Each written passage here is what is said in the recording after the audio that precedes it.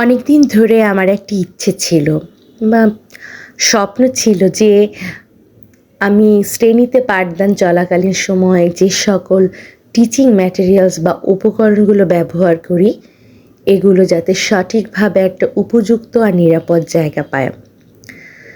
তো বিদ্যালয়ের একটি পরিত্যক্ত রুমের কিছুটা অংশ নিয়ে আমি পরিষ্কার পরিচ্ছন্ন করে আমার এই সকল উপকরণগুলো রাখার ব্যবস্থা করেছি।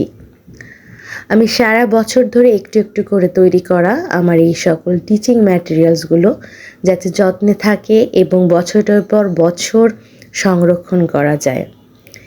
এখানে বিভিন্ন ধরনের রঙিন কাগজে মোড়ানো বিভিন্ন পোস্টার পেপার রয়েছে, যেখানে আমি জল রং দিয়ে কাজ করেছি। কাগজ কেটে বিভিন্ন ক্রাফট করে পাঠ সংশ্লিষ্ট বিভিন্ন উপকরণ বানিয়েছি। ককশিটের মাধ্যমে আমি আমার শ্রেণী পাঠদানের যেসব পাঠ্য বইয়ের মূল বিষয়বস্তুগুলো আমি ফুটিয়ে তোলার চেষ্টা করেছি। তো এই সকল উপকরণগুলো আমাকে অনেক সহায়তা করে আমার শ্রেণীকক্ষে ওই কোমলমতি শিশুদের 100% শিখন ফল অর্জনে।